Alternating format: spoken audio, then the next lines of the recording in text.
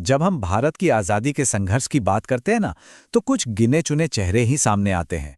पर सच तो ये है कि ये कहानी हजारों लाखों गुमनाम बलिदानों से बनी है। ऐसी कहानी जो अक्सर इतिहास के पन्नों में कहीं खो सी जाती हैं। तो चलिए, आज ऐसी ही एक भूली बिसरी कहानी को फिर से याद करते हैं। भी सवाल ये हमें सच में सोचने पर मजबूर कर देता है ना? हमारा इतिहास ऐसे अनगिनत नामों से भरा पड़ा है जिनके बिना शायद आजादी की वो सुबह मुमकिन ही नहीं होती। चलिए आज ऐसे ही एक हीरो की कहानी को जानते हैं। ये नाम है शहीद रामाधार राजभर का। पूर्वांचल की मिट्टी में जन्मा एक ऐसा वीर जिसका बलिदान हमें याद दिलाता है कि आजादी की लड़ाई असल में हर किसी ने लड़ी थी। तो कौन थे रामाधार राजभर और आखिर क्यों उनकी कहानी आज भी इतनी जरूरी है? आइए उनकी दुनिया में चलते हैं और समझते हैं। रामाधार राजभर वो पूर्वी उत्तर प्रदेश मतलब पूर्वांचल से आने वाले उन अनगिनत क्रांतिकारियों में से एक थे जिनका बलिदान भारत की कहानी का एक बहुत ही जरूरी हिस्सा है। उनके बलिदान को समझने के लिए हमें थोड़ा सा वक्त में पीछे चलना होगा। साल था 1942 और पूरा देश भारत छोड़ो आंदोलन की आग में जल रहा था। महात्मा गांधी का ये एक नारा, करो या मरो, इसने सच में पूरे देश में एक आग सी लगा दी थी।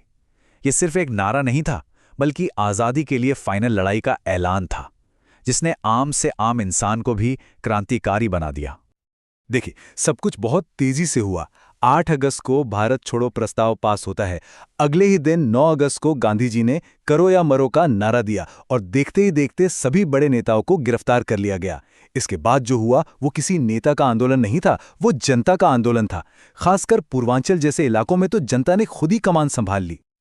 और इन जिलों में गाजीपुर, बलिया, मऊ, आजमगढ़, ये तो जैसे इस जन आंदोलन का एपीसेंटर मतलब केंद्र बन गए थे।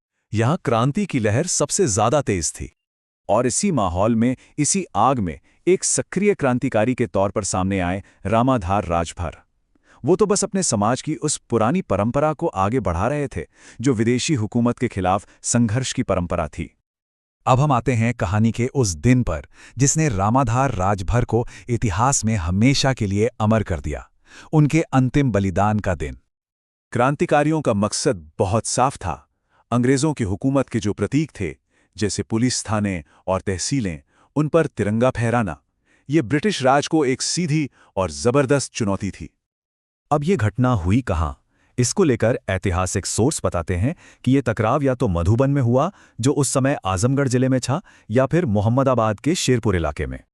तो सोचिए, उस दिन हुआ क्या होगा?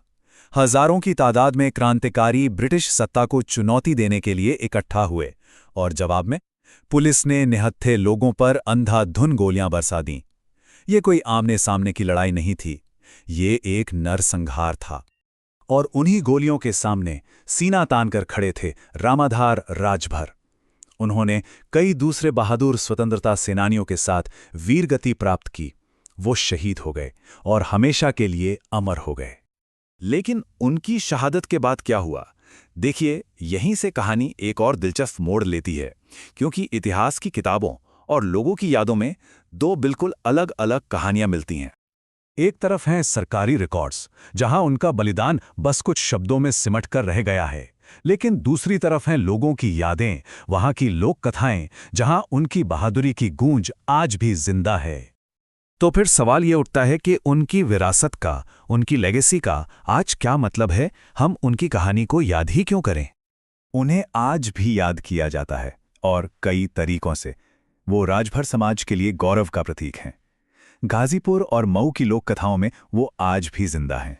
जब भी राष्ट्रीय पर्व आते हैं, उन्हें श्रद्धांजलि दी जाती है। और हाँ, वो आज के युवाओं के लिए एक बहुत बड़ी प्रेरणा है।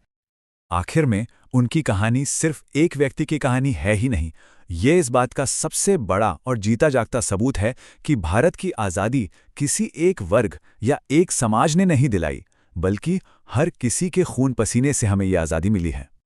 सिर्फ एक जिंदगी, और वो भी लाखों लोगों की आज़ादी के नाम।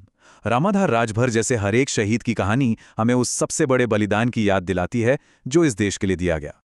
तो हाँ, हो सकता है कि इतिहास के पन्नों में उनका जिक्र बस कुछ लाइनों में हो, लेकिन पूर्वी उत्तर प्रदेश की मिट्टी में और वहां के लोगों के दिलों में उनकी वीरता की गूंज आज भी जीवित है।